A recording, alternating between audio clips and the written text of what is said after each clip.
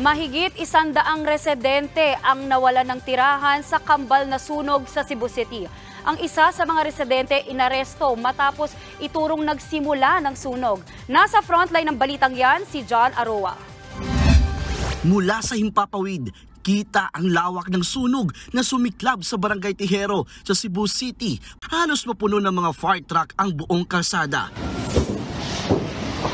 Mabilis na nilamon na nagngangalit na apoy ang mga bahay na karamihay gawa sa light materials. Nahirapan din ang mga bumbero sa pag-apula dahil sa kitid ng daan.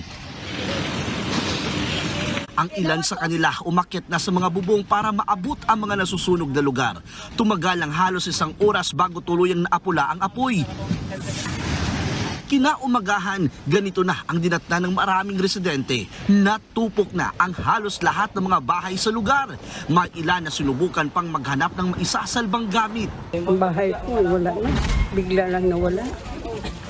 Paano ng kabuhayan namin? Ito lang ang pinagkunan namin ng panggusto o ang sarili. Parang atakehin ako ng hagad kasi ganun, yung gabi na yung nangyari yung anak ko pinakainin ko tapos lumabas ako kasi bumili ako ng gamot. Tapos pagdating ko dito yung laki ng apoy. Kaya nga hinila ko yung mga anak ko palabas. Wala kaming nakuha kahit ano. Bago pa man ang sunog, may nauna na ring sunog na sumiklab sa parehong barangay. Ilang oras lang ang nakararaan.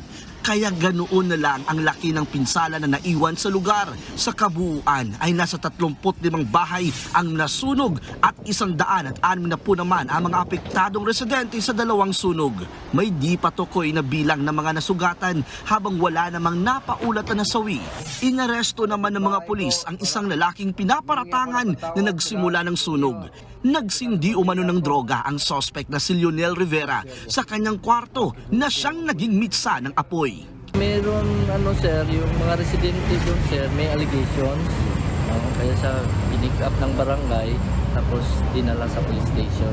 Kasi may allegations na yun nga sir, baka daw, intentional, baka lang daw. Pero for safekeeping naman, siya, temporary hindi. Bagay na hindi itinanggi ni Rivera, pero hindi niya raw ito sinadya. Di ang paggamit ko dahilan ng pagsunog. Tragedy yung nangyari sir.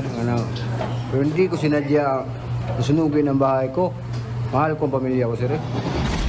Patuloy pang inaalam ang mitsa ng apoy. Umabot sa 6 million pesos ang tinatayang pinsala sa magkasunod na sunog.